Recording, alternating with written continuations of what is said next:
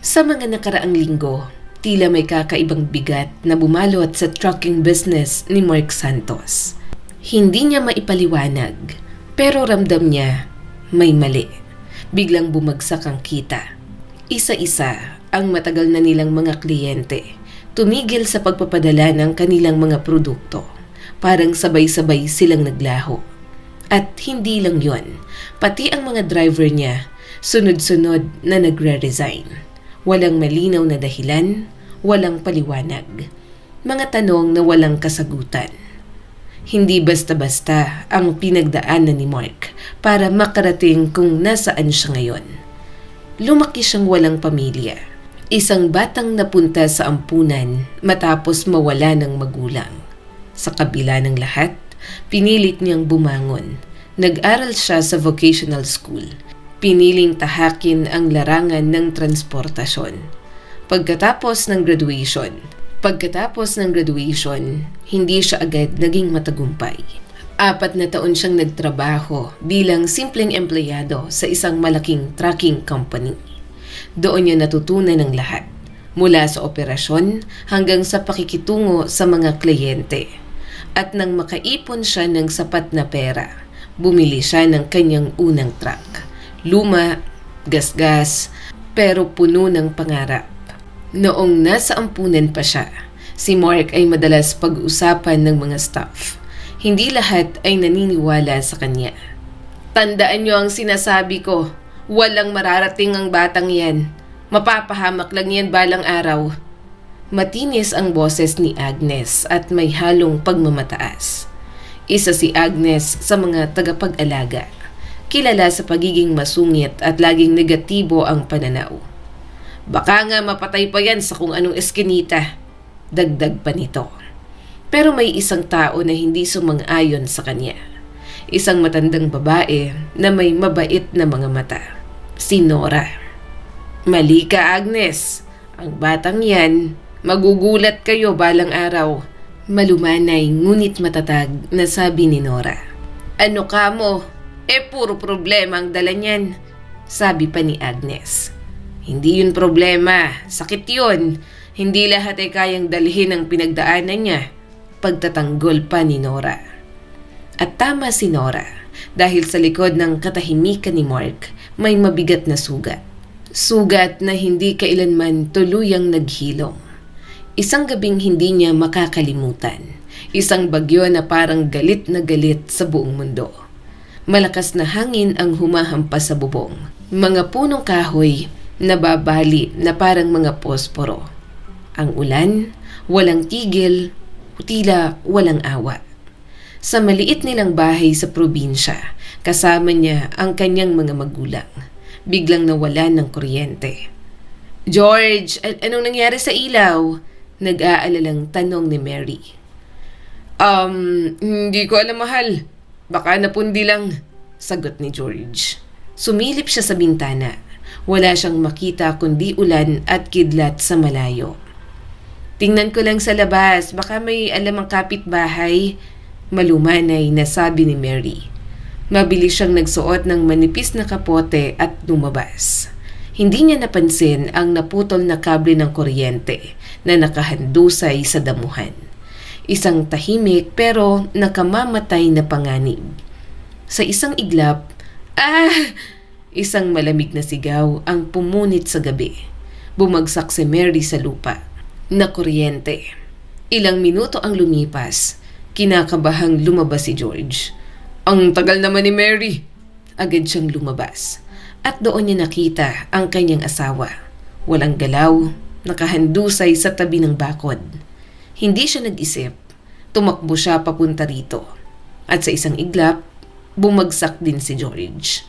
Habang sa loob ng bahay, nandoon si Mark, tahimik sa kanyang kwarto. Walang kaalam-alam sa trahedyang nangyayari sa labas. Hanggang sa tumunog ang ambulansya. Sumigaw ang sirena ng ambulansya sa gitna ng gabi. Napabangon siya at lumabas ng kwarto. At nang silipin niya ang labas, tumigil ang mundo niya. Ang kanyang ina't ama, hindi normal ang kanilang mga posisyon. Parang wala na. Tatayo sana siya para tumakbo palabas. Pero biglang may sumigaw. "Mark, tigil! Huwag kang lalapit!" Sigaw ng ginang na puno ng takot. Napahinto siya. Nanginginig at hindi niya maintindihan. Dumating ang truck ng electric company. "Putol na ang kuryente!" Maingat nilang sinuri ang kable. Tiniyak na wala ng daloy ng kuryente. Pagkatapos, sumugod ang mga paramedic. Pero huli na ang lahat. 14 na taong gulang pa lang si Mark noon. At sa isang iglap, nawala ang lahat. Wala siyang ibang kamag-anak. Matapos ang libing, ipinadala siya sa ampunan. At ang kanilang munting tahanan, tinakpan ng mga bintana at pinto. Tahimik na paalala ng isang pamilyang biglang naglaho. "Wala na siyang babalikan," malamig ang boses na sabi ni Agnes. "Walang magpoprotekta sa batang yan. Malabo ang kinabukasan niya. Hindi yan tatagal mag-isa." Pero hindi pumayag si Nora. "Ang sama ng bibig mo, Agnes," matapang na sagot nito. "Mabuti ang batang yan. At balang araw ay mapapatunayan niya yon." At dumating nga ang araw na yon. Unti-unti, itinayo ni Mark ang kanyang sarili. Mula sa isang lumang truck, nagtrabaho siya ng walang pahinga. Nag-ipon, nangutang, bumili ng pangalawang truck. Nag-hire ng driver, nakakuha ng mga kontrata. At unti-unting lumago ang kanyang negosyo. Ngayon, may maayos na siyang apartment sa lungsod. May sarili na siyang fleet ng mga truck. Matagumpay na siya. Pero may isang bagay na hindi pa rin niya kayang tanggapin. Ang lumang bahay nila sa probinsya. Nandoon pa rin yon. Tahimik, nakalimutan ng mundo, at marahil ng kanyang puso. Ngunit ngayon, habang unti-unting bumabagsak ang kanyang negosyo, at habang parami ng parami ang nawawala sa kanyang buhay, may pakiramdam si Mark na parang may bumabalik. Isang bagay mula sa nakaraan na hindi pa tapos. At doon, nagbago ang lahat sa buhay ni Mark nang makilala niya si Erica. Isang gabi, pagod na pagod si Mark mula sa trabaho. Paakyat na sana siya sa entrance ng kanyang apartment nang bigla siyang tinawag. Excuse me, kuya, pwede bang makahingi ng tulong sandali?" Malambing at medyo pabirong sabi ni Erica. Napalingon si Mark at sa isang iglap, parang tumigil ang oras.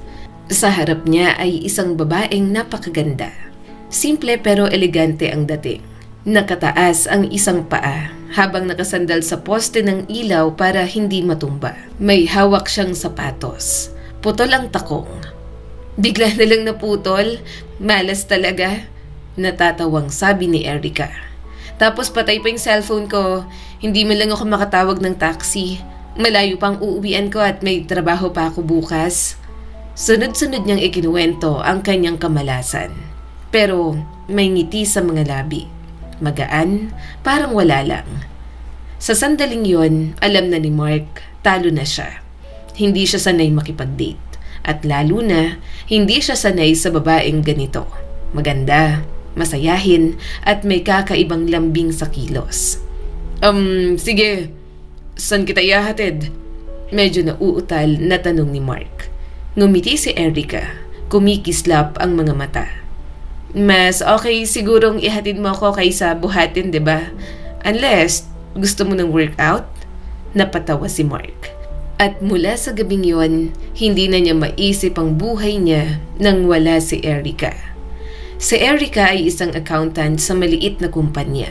Matalino, praktikal, pero hindi boring.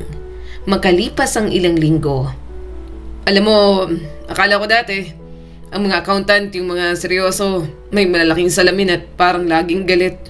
Nahihiyang sabi ni Mark. Napahagalpak ng tawa si Erica. "Grabe ka naman, ganun bang tingin mo sa akin?" Lumalim ang kanilang samahan at makalipas ang ilang buwan, hindi na nagdalawang isip pa si Mark. "Erica, pakakasalan mo ba ako?" Kinakabahan niyang tanong pero puno ng pag-asa. Hindi na nagpatumpik-tumpik si Erica. "Oo," sagot nito, nakangiti at puno ng emosyon. Lumipat si Mark sa bahay ni Erica at hindi nagtagal nahikayat niya itong sumali sa kanyang negosyo. Si Erica ang humawak ng lahat ng pinansyal na aspeto ng kumpanya. At doon, lalo nilang napatunayan, magaling si Erica. Napakatalino. Sa loob lamang ng 3 taon, maayos ang lahat. Lumago ang negosyo, dumami ang truck, dumami ang kliyente. At si Erica, unti-unting naging mahalagang bahagi ng kumpanya. Malapit na sana silang bumili ng kondo. Isang bagong simula, isang bagong buhay.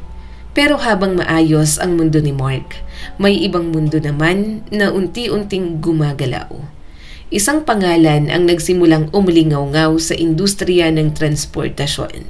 Si Nicolas, isang kilalang negosyante. May hawak na kumpanya na hindi lang sa Pilipinas kilala, kundi pati na rin sa ibang bansa. Minana niya ang negosyo mula sa kanyang ama. Isang lalaking may sariling plano para sa kinabukasan ng kanyang anak. Panahon na para mag-asawa ka, Nicolas. Sabi ng ama nito sa matigas na boses. Hindi ako papakasal dahil lang sa gusto mo, Papa. Naiinis na sagot ni Nicolas. Kung hindi, magtrabaho ka na lang sa talyer. Kalimutan mo ang kumpanya. Tahimik pero mabigat. Ang babaeng gusto ng kanyang ama para sa kanya, si Brenda. Mas bata ng 10 taon, simple, tahimik, hindi kasing tingkad ng mga babaeng nakapaligid kay Nicolas. Bakit ako magpapakasal sa babaeng yan? Hindi siya bagay sa akin. May halong pagmamataas na sabi nito. Mabuting babae siya. Hindi tulad ng mga babaeng daladala mo mula sa mga club.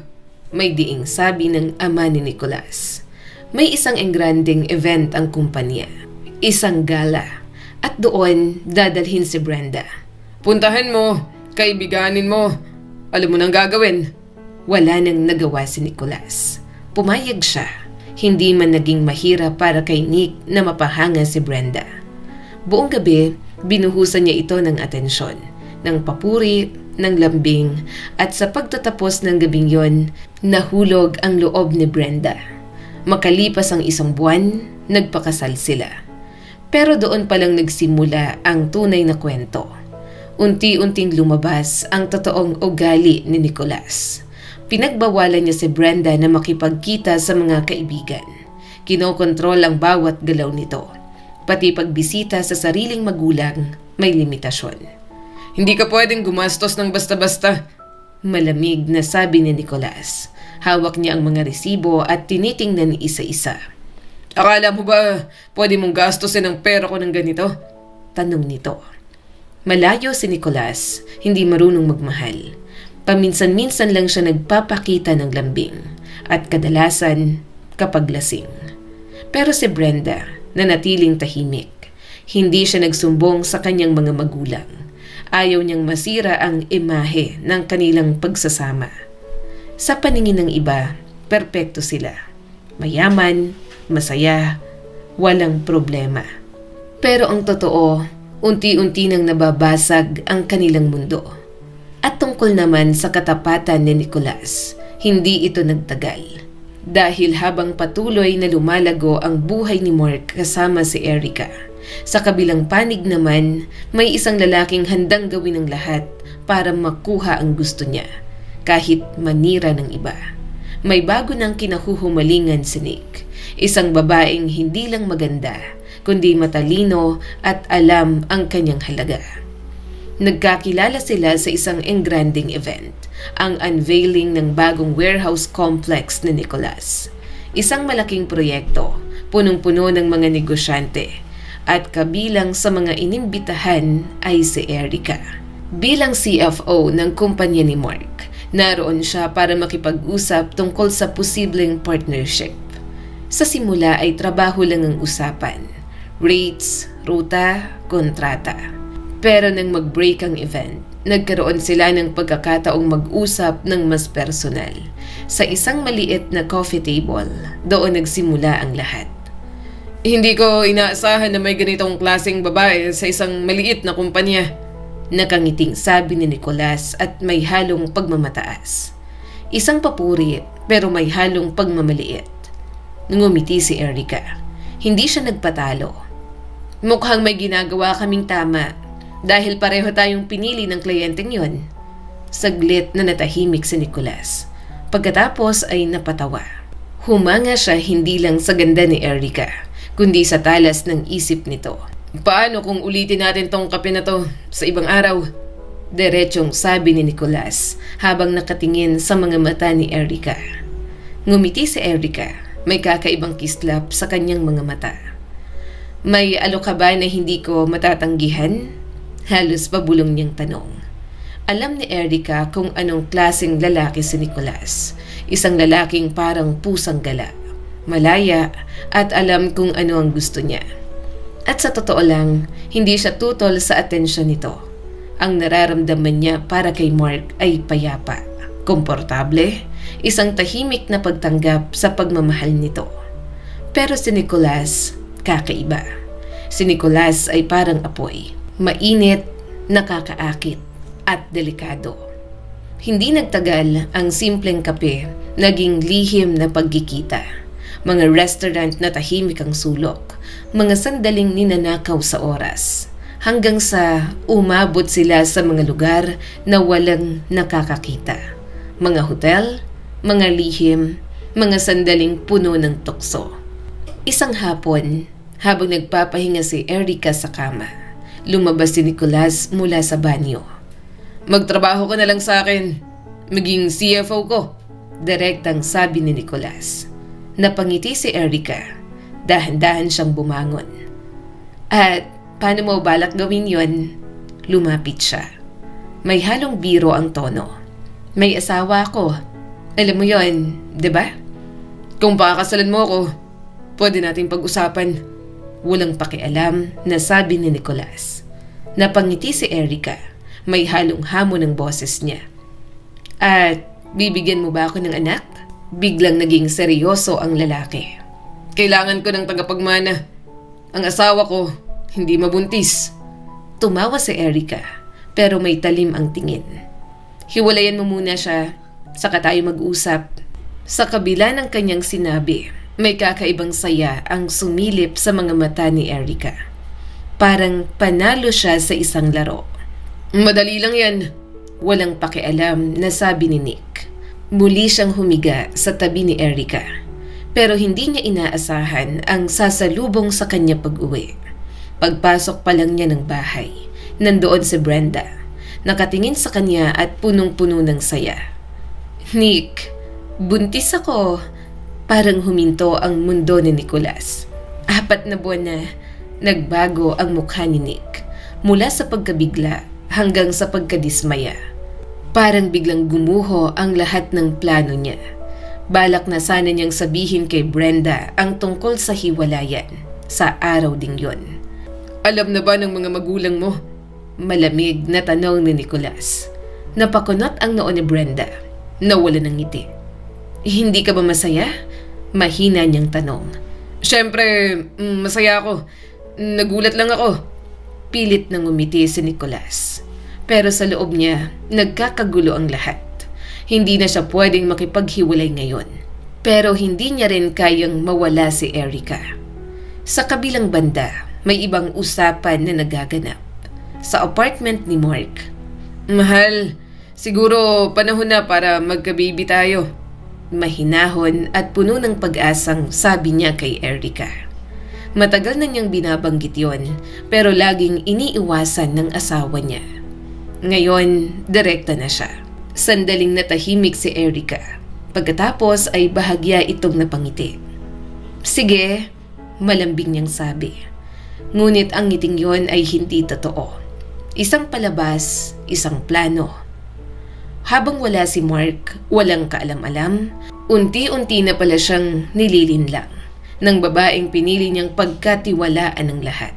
Dahil sa likod ng matatamis na salita at ngiti ni Erica, may mas malalim siyang balak, mas komplikado, mas makasarili.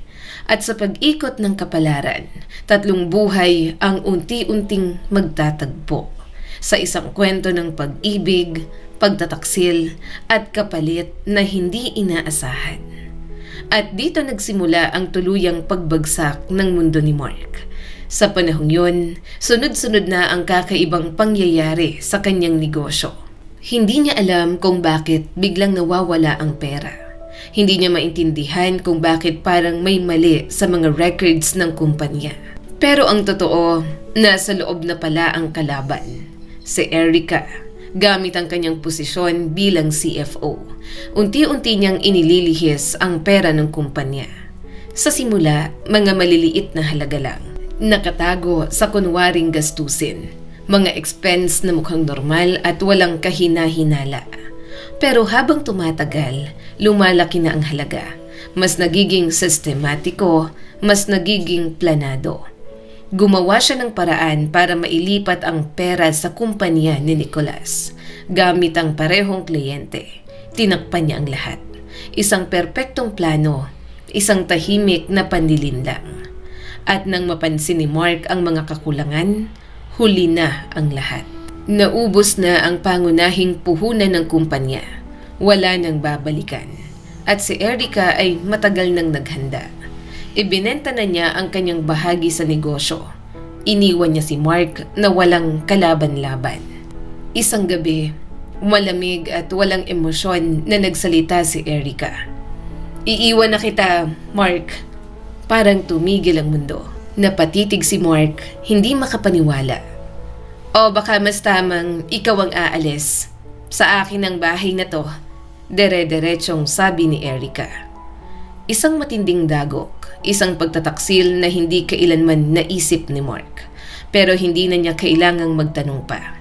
Ang laman ng bank account ng kumpanya ay isang patunay. Tahimik siya nag-impake. Walang sigaw, walang galit. Puro sakit lang. Umalis si Mark. May kaunti pa siyang ipon. Sapat para makahanap ng maliit na apartment. Pero may obligasyon pa siya. Ang kanyang mga driver. Kaya kahit masakit, ipinagbili niya ang kanyang truck, ang simbolo ng kanyang pangarap. Sa loob ng 6 na buwan, pinilit niyang bumangon. Pinilit niyang buhayin muli ang negosyo. Pero sobrang lalim ng sugat. Hindi na niya kinaya. Sa huli, nagdesisyon si Mark. Babalik siya sa probinsya, sa lumang bahay nila. Baka doon makahanap siya ng kapayapaan at panibagong simula. Samantala, sa kabilang panig ng mundo, sa kabila ng malamig na reaksyon ni Nicholas, punong-puno ng saya si Brenda. Masaya siyang magiging isang ina. Pero may isang anino na sumira sa kanyang kaligayahan. Biglang namatay ang kanyang ama. Inatake sa puso sa opisina. Hindi na niya makikita ang kanyang apo. Lalong bumigat ang puso ni Brenda. At si Nicholas, mas lalo siyang naging malamig. Mas madalas na nawala sa bahay. Mas madalas nakasama si Erica. At si Erica, hindi na mapakali. Nicholas, halos 6 na buwan na. Hanggang kailan mo ako paghihintayin? Galit na tanong ni Erica. Ano bang meron sa asawa mong yan? Napabuntong hininga si Nicholas. Mahal, buntis si Brenda. Napatigil si Erica. Magkakaanak na ako. Hindi ko alam ang gagawin ko. Biglang sumabog ang galit ni Erica. Ano? At hindi mo sinabi sa akin? Akala mo ba tanga ako? Iniwan ko si Mark para sa'yo. Ibinigay kong lahat sa kumpanya mo. At ngayon pinapaasa mo lang ako? Nagmadaling kumalma si Nick. Relax, may paraan ako. Aayusin ko to. Pero ang paraan na yon, mas madilim pa sa inaakala niya. Ilang araw ang lumipas. Si Brenda naghahanda ng bag para sa ospital. Pero habang naglalakad siya sa hallway, may narinig siyang boses. Mahina, pabulong, si Nicholas. May plano na ako. Mahina at seryosong sabi nito. Napahinto si Brenda. Kukunin ko ang bata pagkapanganak. Tapos magpa-file ako ng annulment. Nanlamig ang buong katawan ni Brenda. Kakampi sa akin ng korte. Wala ka namang kakampi. Tahimik at pagkatapos, mas lalong lumalim ang kanyang sinabi. Kung hindi ka papayag, gagawin nating aksidente. Parang tumigil ang mundo. Napako si Brenda sa kinatatayuan. Hindi siya makagalaw. Magiging mabuting ina sa anak ko si Erica. Mas mahinahong sabi ni Nick. At bibigyan pa ako ng mga anak. Doon na tuluyang nabasag ang ilusyon. Paano siya naging ganito kabulag? Paano niya hindi nakita ang tunay na ugali ng kanyang asawa? Kailangan niyang tumakas. Kailangan niya nang iligtas ang sarili niya at ang kanyang anak. Pero sa mismong sandaling yon, napangiwi sa sakit si Brenda. Biglang sumakit ang kanyang tiyan. Nick! Nahihirapan niyang sigaw. Dumating si Nick at nagkunwaring nag-aalala. Tumawag siya ng ambulansya at dinala si Brenda sa ospital. Pero pagkatapos noon, hindi siya sumunod. Sa halip, dumiretso siya sa kanyang kabit. Sa isang banda, isang ina ang lumalaban para sa kanyang anak.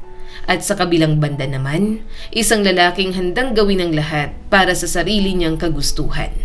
At si Mark, walang kaalam-alam na ang pagbabalik niya sa probinsya ay simula ng mas malaking kwento. 6 na oras ng matinding paghihirap ang lumipas bago tuluyang nanganak si Brenda. Isang malusog na sanggol na lalaki. Mahigpit niyang niyakap ang kanyang anak. Parang doon na lang umiikot ang buong mundo niya. Sa kabila ng pagod, pinilit niyang maayos agad ang birth certificate sa ospital. Ayaw niyang maghintay, ayaw niyang mawala ng kontrol. 3 araw ang lumipas. Tahimik na tumakas si Brenda mula sa ospital. Bit-bit ang kanyang anak. Walang paalam, walang iniwang bakas. Nang dumating si Nicholas, handa na sana niyang kunin ang mag-ina. Nagkatinginan ng mga nurse. Nalilito. Umalis na po ang pasyente? Ano? Paano? Naguguluhang tanong ni Nicholas. Sabi po niya wala raw susundo sa kanya, kaya umalis siya mag-isa. Parang binuhusan ng malamig na tubig si Nick. Nawala si Brenda, pati na rin ang anak niya. Walang kahit anong bakas kung saan sila nagpunta. Nagsimula siyang maghanap. Halos mabaliw sa kakaisip. Pero parang naglaho na lang sila sa hangin. Nang malaman ito ng kanyang ama. Nababaliw ka na ba? Ano ang ginawa mo sa kanya? Galit na sigaw ng ama ni Nicholas. Hindi basta aalis ang babaeng yon ng walang dahilan. Kapag may nangyaring masama sa apo ko, pagsisisihan mo ang araw na ipinanganak ka. Matagal nang retirado ang ama ni Nicholas, pero makapangyarihan pa rin. Alam ni Nick, isang utos lang ng kanyang ama, pwede niyang mawala ang lahat. Hahanapin ko po sila. Pero hindi niya sinabi ang buong katotohanan, ang madilim niyang lihim. Samantala, dumating ang buwan ng Disyembre. Probinsya, mahangin, malamig sa gabi, tahimik ang paligid. Pabalik sa kanyang pinagmulan, dumating si Mark sa lumang bahay nila. Mula sa malayo, napansin niya agad, wala na ang mga tabla sa pinto at bintana. Kakaiba. Mahina niyang bulong. May mga bakas ng paa sa lupa, papunta sa bahay. Dahan-dahan siyang lumapit ng tahimik at maingat. Umakyat siya sa lumang porch, umungol ang kahoy sa bawat hakbang. Pagpasok niya sa loob, walang tao. Pero halatang may nakatira kamakailan. May mga papel na nakakalat sa mesa. May alikabok, pero may galaw. At sa lumang kama, may mga maliliit na damit ng sanggol. Napahinto si Mark. Kinuha niya ang isang maliit na damit, isang onesie. Pinagmasdan niya ito sandali bago marahang ibinalik. Malamig sa loob ng bahay, walang ilaw, walang init. Kumuha siya ng papel sa mesa, isang birth certificate. Tiningnan niya ang petsa. Mahigit 1 linggo pa lang ipinapanganak ang sanggol. Napansin niya walang nakalagay na ama. Lalong gumulo ang isip niya. Bigla niyang napansin, bahagyang nakabukas ang pinto sa likod. Agad siyang lumabas. May sariwang bakas ng paa papunta sa lumang kamalig. Lumapit si Mark doon. Sarado ang pinto mula sa loob. Hinila niya ang hawakan. Hindi na niya kinailangan ng lakas. Madaling bumukas ang pinto. At doon sa sulok may nakita siyang babae na nakaupo at nanginginig sa lamig. Yakap-yakap ang isang maliit na sanggol. Alam agad ni Mark, Yon ang sanggol. Nababaliw ka ba? Mamamatay kayo sa lamig dito. Nag-aalala at medyo galit na sabi ni Mark. Halika, pumasok tayo sa bahay. Hindi na siya nagtanong kung sino ang babae, kung bakit naroon ito. Hindi na mahalaga yon sa sandaling yon. Tinulungan niya itong tumayo, marahang inalalayan. Pumasok sila sa loob ng bahay. Nanginginig ang babae, hindi lang sa lamig kundi sa takot. Dinala sila ni Mark sa kama. Agad siyang nagsindi ng kalan na dikahoy. Unti-unting kumalat ang init sa maliit na bahay. Umiyak ang sanggol. Napatingin ang babae kay Mark. Punong-puno ng pakiusap ang kanyang mga mata. Hindi ako titingin. Umiwas ng tingin si Mark. Pwede kang pumasok sa kabila. Pero kailangan din nating painitin yon. Kung hindi ay baka magkasakit kayo. Tahimik ang babae. Pagkaraan ng ilang sandali, nagsalita ito. Pwede ba kaming manatili dito? Mahina at halos pabulong nitong tanong. Pinadede niya ang sanggol at maririnig ang mahinang pag-inom nito. Parang desperado. Nang mabusog, tumahimik na ito. Maingat niyang inilapag ang sanggol sa kama. Tinakpan ng manipis na tela. Lumapit siya kay Mark. Dito ka ba nakatira? Nanginginig pa rin ang boses ng babae. Tumango si Mark. Sandaling nag-isip bago sumagot. Dati, dito ako lumaki. Saglit ng katahimikan. At ngayon, mukhang dito na ulit ako titira. Sa isang hindi inaasahang pagkakataon, nagtagpo ang dalawang sugatang kaluluwa. Isang lalaking nawala ng lahat at isang babaeng tumatakbo palayo sa panganib.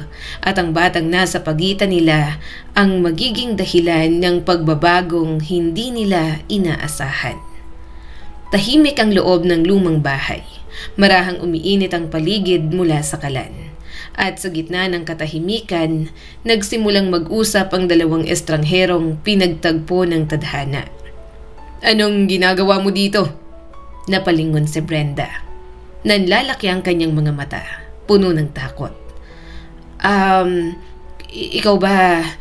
Ikaw bang pinadala ng asawa ko? Agad na itinaas ni Mark ang kanyang mga kamay, parang sumusuko. Sandali, hindi ko kilala ang asawa mo. At doon, bumigay si Brenda. Parang bumukas ang pintuan ng kanyang damdamin. Lahat ng kinikimkim niyang takot, lumabas. Ikinuwento niya ang lahat. Ang narinig niyang usapan, ang plano, ang pagtataksil. Akala ko may iba lang siya. Pero balak niya akong ipapatay at kukunin ang anak ko. Unti-unting tumulo ang luha sa kanyang pisngi. Hindi na niya napigilan. Lumapit si Mark, hindi siya sanay sa ganitong sitwasyon. Pero may kakaibang lambing sa kanyang boses. Kumalma ka lang.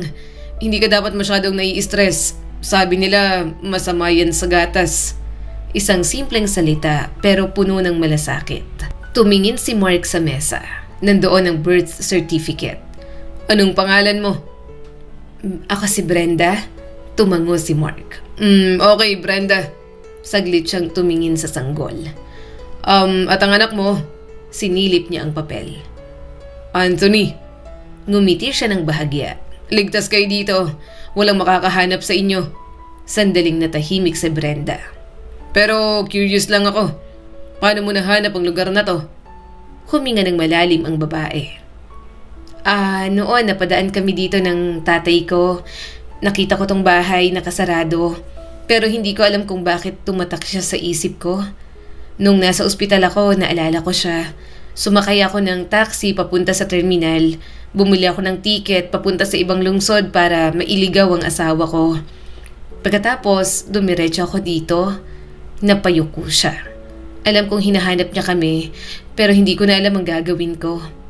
Tumingin si Mark sa kanya, diretso at matatag. Kung ganoon, dito ka muna, hanggat gusto mo. Isang simpleng alok, pero para kay Brenda, parang liwanag sa gitna ng dilim. Ako si Mark, by the way. Nakangiti niyang sabi. Itinuro niya ang kwarto. Sa'yo na tong kwarto. Mas malaki dito. Ako na lang sa dati kong kwarto. Ilalapag ko lang ang gamit ko tapos bibili ako ng pagkain. Napatingin si Brenda sa kanya. May pasasalamat sa kanyang mga mata. Hindi niya inaasahan na makakahanap siya ng kakampi sa isang lugar na wala sa mapa. Ilang oras ang lumipas, bumalik si Mark. May dalang groceries. Ako nang magluluto, mahinang sabi ni Brenda. Agad na pumayag si Mark. Hindi naman talaga siya marunong magluto. Sa sumunod, napunta niya sa tindahan. Bumili na rin siya ng gamit para sa sanggol. Damit, lampin, kumot. Mga simpleng bagay pero mahalaga. Unti-unting naging maayos ang kanilang pamumuhay. Mga kapitbahay na nakakilala kay Mark noong bata pa siya. Masayang bumati sa kanyang pagbabalik. Buti naman at may titira na ulit dito. Napatingin ang matanda kay Brenda. Natahimik na nakatayo sa pintuan habang yakap ang sanggol na si Anthony. Ang bait ng asawa mo, Mark. Congrats sa baby, ha? Hindi na itinama ni Mark. Mas madali na rin siguro kung ganon ang iisipin ng iba. Samantala, hindi pa rin sumusuko si Nicholas. Gamit ang kanyang koneksyon, mabilis niyang nalaman ang tungkol sa ticket na binili ni Brenda. Agad siyang pumunta sa lungsod kung saan dapat siya pumunta. Pero wala siya doon. Galit na galit si Nicholas. Nasaan ka na ba? Hindi siya mapakali. Kaya ang sunod niyang ginawa, kumuha siya ng private investigator. Makalipas ang 1 linggo, may report na sa mesa niya. Nahanap na namin ang asawa mo. Imporma ng detective. Napatingin si Nicholas. Nakatira siya sa isang bahay sa probinsya kasama ang isang lalaki. Biglang sumiklab ang galit ni Nicholas. Hayop! Akala ko inosente siya. Niloloko niya pala ako. Sa galit, pati ang kanyang anak ay kinuwestiyon niya. Sisiguraduhin ko munang akin yung bata. Agad niyang tinawagan ang kanyang ama. Yung Brenda mo, may ibang lalaki na sa probinsya. Punong-puno ng galit na sabi ni Nicholas. Dinadaya niya tayo. Dadalhin ko siya dito at ipapaliwanag niya lahat sa harap mo. Natahimik ang ama ni Nick. Hindi siya makapaniwala. Dahil sa lahat ng taong kilala niya, si Brenda ang huling taong inaasahan niyang gagawa ng ganoon. At sa gitna ng lahat ng ito, papunta na ang panganib sa tahimik na buhay ni na Mark at Brenda. Pati na rin sa munting si Anthony. Minsan, ang katahimikan ay hindi kapayapaan, kundi bagyo na paparating pa lang. Matagal ng byudo ang ama ni Nick. Namatay ang kanyang asawa, ilang taon na ang nakalipas. Pero kahit retirado na, malakas pa rin ang kanyang presensya. At higit sa lahat, sabik siyang makita ang kanyang apo. Alam niyang ugali ng kanyang anak. Mainitin ang ulo, padalos-dalos. Kaya bago siya humusga, gusto niyang marinig ang panig ni Brenda. Dalhin mo siya sa akin. Doon tayo mag-uusap. Seryosong sabi ng ama ni Nicholas. Ibinaba niya ang telepono. Nang marinig ni Erica ang plano, hindi siya pumayag na maiwan. Sasama ako, matigas ang boses niyang sabi. Napatingin si Nicholas sa kanya. Ako ang magiging saksi. Sasabihin natin na kinidnap siya ng lalaking yon. Makukuha mong asawa at anak mo, tapos saka natin aalamin kung anong gagawin sa kanya. Sandaling nagduda si Nicholas. Baka hindi ka na dapat makisali pa dito. Biglang tumalim ang tingin ni Erica. Nasa loob na ako ng gulo na to, Nicholas. Nakasalalay ng pera ko sa kumpanya mo. Hindi ako papayag na gagawa ka ng kalokohan na mag-iiwan sa akin na walang-wala. Agad siyang nilapitan ni Nicholas. Hindi ko gagawin yon. Hahalikan niya sana si Erica pero umiwas ito. Hindi pa. Hanggat wala pang singsing sa daliri ko, wala akong tiwala sa'yo. Saglit na katahimikan ang sumunod. Kung ganoon, sige. Tara na. Sumakay sila sa sasakyan. Isang malaking itim na SUV at agad na bumiyahe papunta sa probinsya. Malamig ang panahon, hindi tiyak. Biglang iinit tapos biglang lalamig ulit. Minsan basa ang kalsada, minsan madulas. Sa araw na yon, madulas ang daan. Pero si Nicholas hindi nag-iingat. Pinapatakbo niya ang sasakyan ng mabilis at parang walang pakialam sa panganib. Nick, bagalan mo naman, kinakabahang sabi ni Erica. Hindi naman sila mawawala. Ngunit lalo lang hinigpitan ni Nick ang manibela. Gusto ko nang makita ang lalaking yun. Bigla siyang lumiko papunta sa mas maliit na daan. Papunta sa baryo kung saan nagtatago sina Brenda. At sa isang iglap, may tumawid na aso sa kalsada. Napasigaw si Erica. Napakabig sinik sa manibela kasabay ng biglang preno. Nawala ang kontrol ng sasakyan. Umikot, dumulas at bumaliktad. Paulit-ulit itong gumulong hanggang sa tumigil, nakabaliktad sa gilid ng daan. Sandaling katahimikan ang sumunod bago dumating ang mga tao. May mga sasakyang huminto, tumakbo ang mga motorista, tumawag ng tulong. Lahat ng yon nakita mula sa bintana ng bahay ni Mark. Napako si Brenda. Mark, may aksidente. Nag-aalalang sabi ni Brenda. Baka kailangan nila ng tulong? Agad na kumuha ng jacket si Mark at tumakbo palabas. Pagdating niya, nandoon ang ambulansya. Maingat na inilabas ng mga rescuer ang isang lalaki. Wala na itong buhay. Sumunod ang babae. May buhay pa. At doon, nakilala ni Mark ang mukha nito. Si Erica. Parang tumigil ang kanyang paghinga.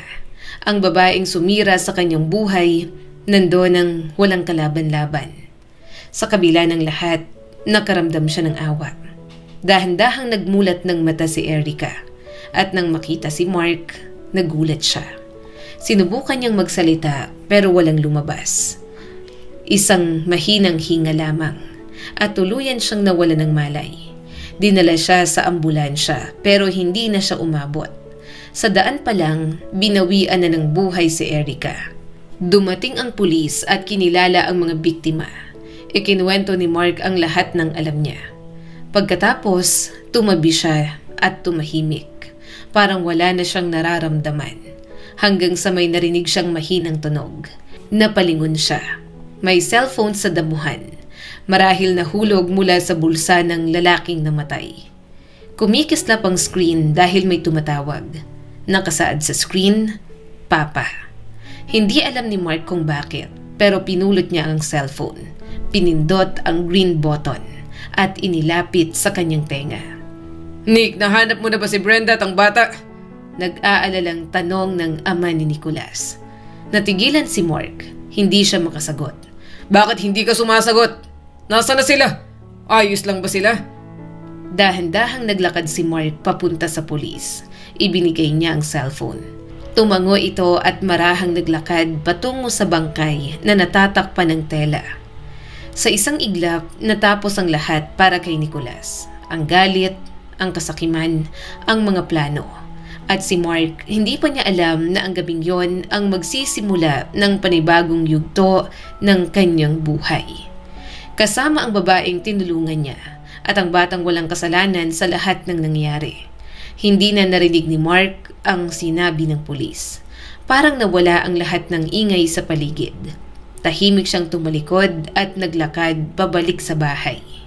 Pero habang papalapit siya, bumilis ang kanyang hakbang hanggang sa tumakbo na siya. Pagpasok ng bahay, napatingin sa kanya si Brenda. Nanlalaki ang mata nito at punong-puno ng tanong. Anong nangyari? Nag-aalala niyang tanong. Hindi agad nakapagsalita si Mark. Maputla ang kanyang mukha. Huminga siya ng malalim. Kailangan mong malaman. Tahimik na nakinig si Brenda.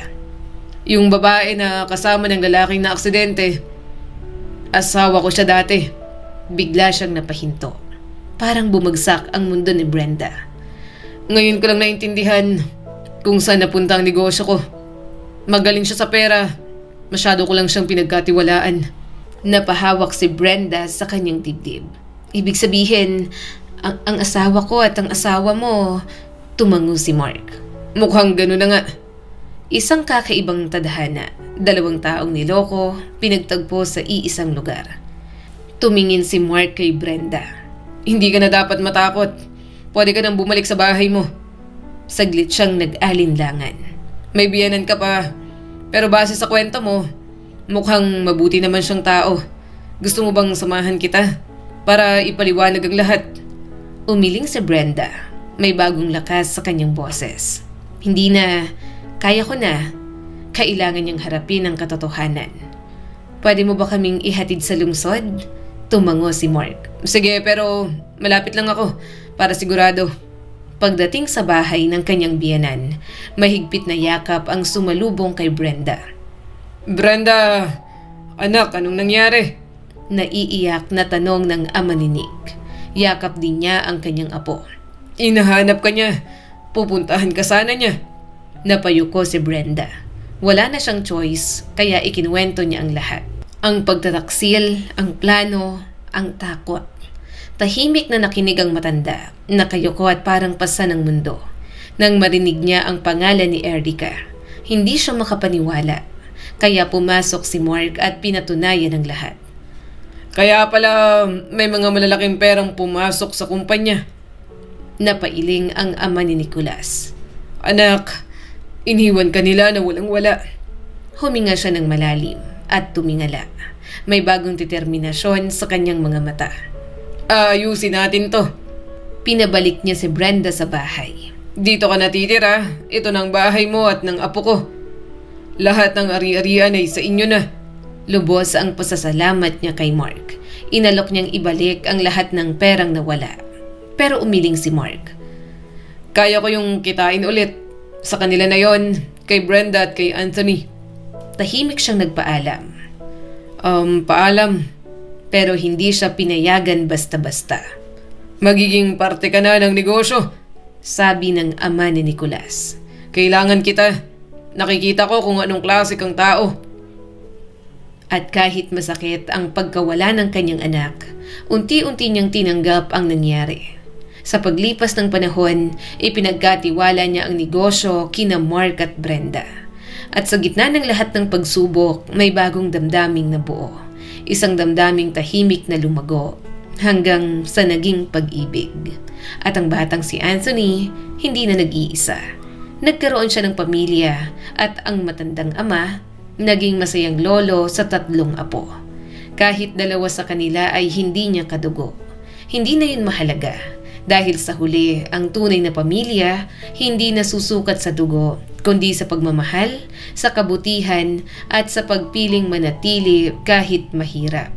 Lumipas ang mga taon, ang lumang bahay sa probinsya ay naging simbolo ng bagong simula. Si Mark ay muling bumangon ng mas matatag, mas matalino. Si Brenda ay natutong lumaban, hindi na ang dating mahina. At ang batang si Anthony, lumaki sa isang tahanang puno ng pagmamahal. Isang tahanang binuo, hindi ng perpektong tao, kundi ng mga taong handang magpatawad at magsimulang muli. Ang tiwala ay isang kayamanang madaling mawala, pero mahirap mabawi. Hindi lahat ng mukhang perpekto ay totoo. At minsan ang mga taong inaasahan mong mananakit sa'yo, sila pa ang magliligla sa'yo. Ang kwentong ito ay nagpapaalala sa atin na hindi pera ang solusyon sa lahat ng problema. May mga bagay na hindi kayang tumbasan ng anumang halaga. At ang tunay na kayamanan, hindi matutumbasan ng pera. Katulad ng katapatan, pagmamahal at pamilya. Muli, ako po si Skylar Guro at sana may bago na naman kayong natutunan sa kwento natin ngayon. Maraming salamat po.